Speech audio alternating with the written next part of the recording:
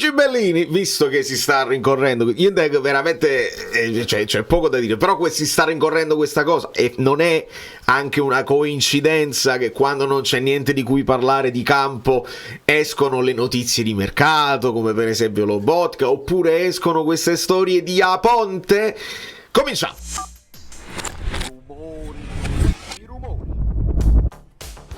Non ho neanche molto tempo per editare, per fare i tagli, quindi questo video potrebbe risultare un po' più lento, un po' più blando. Il ritmo invece è importante. Benvenuto Raffaele Musella e benvenuti a tutti i nuovi iscritti. Facile che qualcuno capita così. Iscrivetevi al canale, io non vi racconto frottole, quindi non vi dico io ho la fonte né nello smentire né nel confermare. Lasciate un like perché questa cosa ci dà un pochino di friccicore in un finale di stagione che deve essere affrontato con grande dignità e bisogna mettere le basi per l'anno prossimo anche nel capire.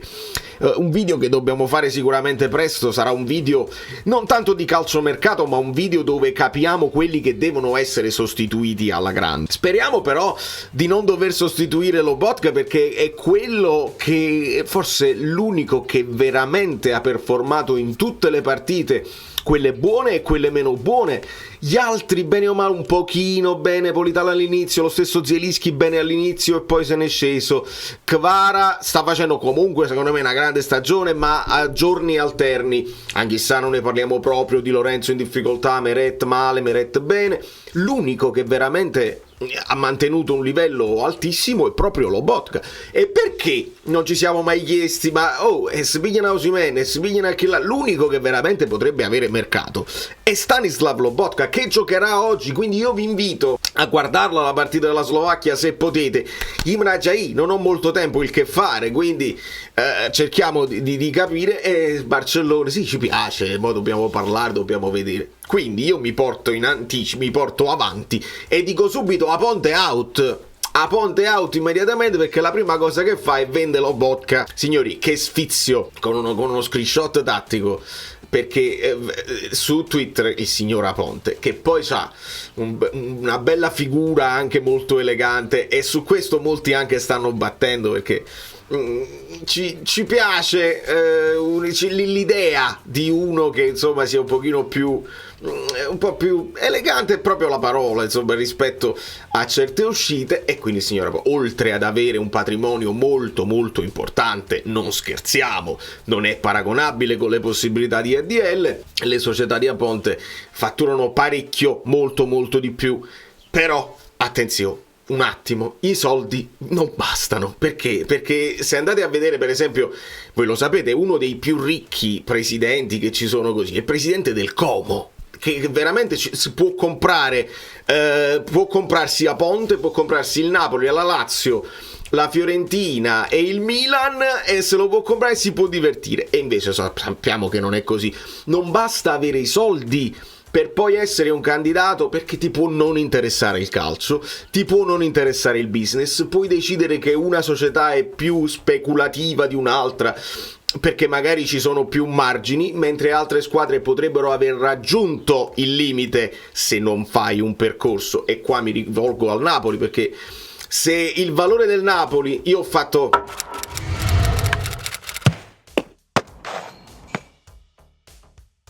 una battuta, lui già non è visionario, rispetto a ADL è stato più visionario, senza scherzare, nel capire che 30 milioni era un investimento che poi si sarebbe raddoppiato, moltiplicato negli anni. Però oggi io ho fatto la battuta, è mai possibile che Aponte se la compra adesso che costa 300 il Napoli e non all'epoca che gli costava 30? Quindi quando il Napoli lì si dovevano vedere quelli veramente interessati al progetto. E qualcuno mi può dire, ma come solo 300? Quello costa molto di più il Napoli. Sì, va bene, si può arrivare a 600, si può arrivare a 800, 900, 1000, quello che volete voi.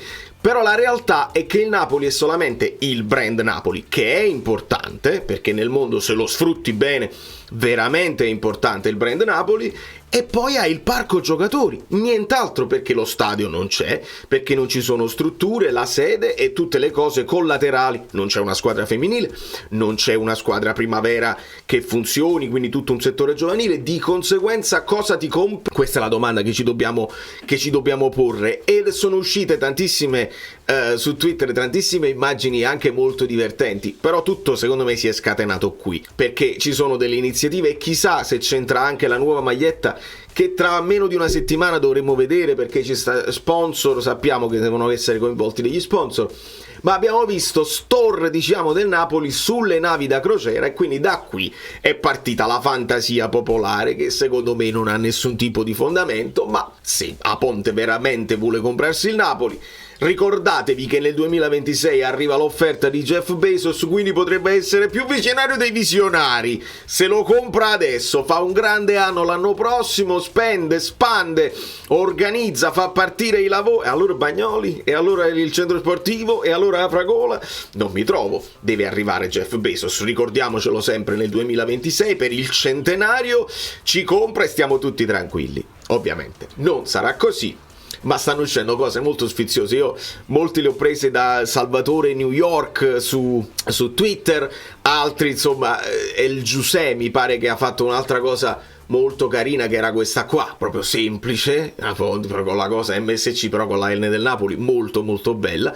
E poi ci sono anche le cose incredibili, perché c'è l'AI che ci diverte, e quindi ci sono cose del genere. Questa è bellissima, e così questo è il futuro del Napoli. Attenzione anche sa quando tira il porto, perché la palla finisce fuori e quindi poi dobbiamo comprare i palloni. Ricordiamoci che non ci stavano i palloni. Di conseguenza, signori, sono tutte buttate che onestamente si reggono su poco, però infiammano la curiosità del tifoso, ad alcuni danno fastidio queste cose, dice, però evidentemente uno si deve fare due domande. Se il Napoli, che comunque si è comportato molto molto bene in 20 anni, evidentemente c'è comunque, nonostante lo scudetto appena vinto, c'è comunque questa insoddisfazione, un paio di domande sulla gestione secondo me ce le possiamo fare.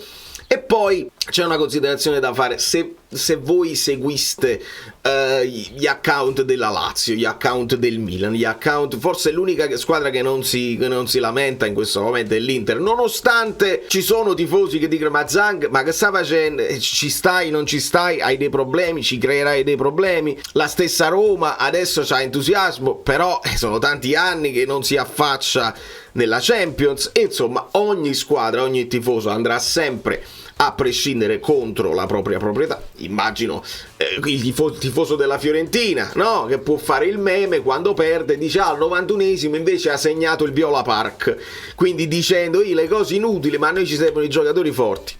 E mi pare che sia la Palissiano che è così per tutti, quindi io aspetterei gli eventi, che non credo. Io resto della mia idea che c'è una legacy che De Laurentiis vuole lasciare ai propri figli.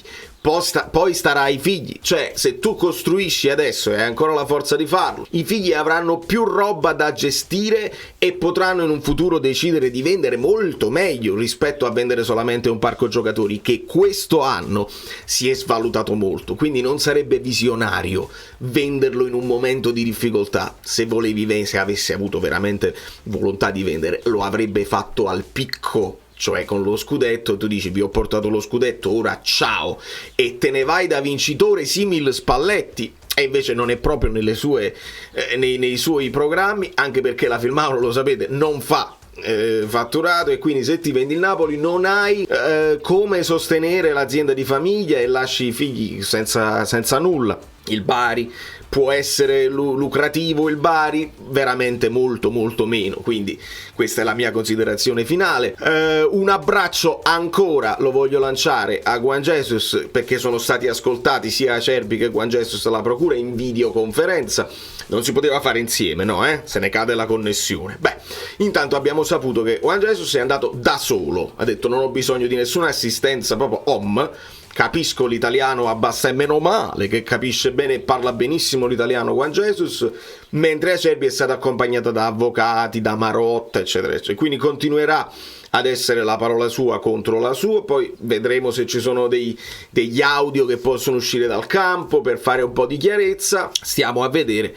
Nel frattempo la situazione di dipingersi la faccia forse sta uscendo fuori, anche gente che insomma io non seguo assiduamente come Tancredi Palmeri, che proprio non è un mio punto di riferimento, ma lo sta facendo diventare un po' più popolare questa mia considerazione che non è il caso di fare quella cosa là. Qualsiasi altra iniziativa va benissimo per stare vicino a Juan Jesus, non facciamo tutta la faccia perché si fa peggio. Da New York, Valerio Fluido è tutto, vado che piove e quindi tiro i remi in barca e andiamo veloci così, perché oggi c'è la Slovacchia ma poi ci sarà un'altra partita dell'Italia.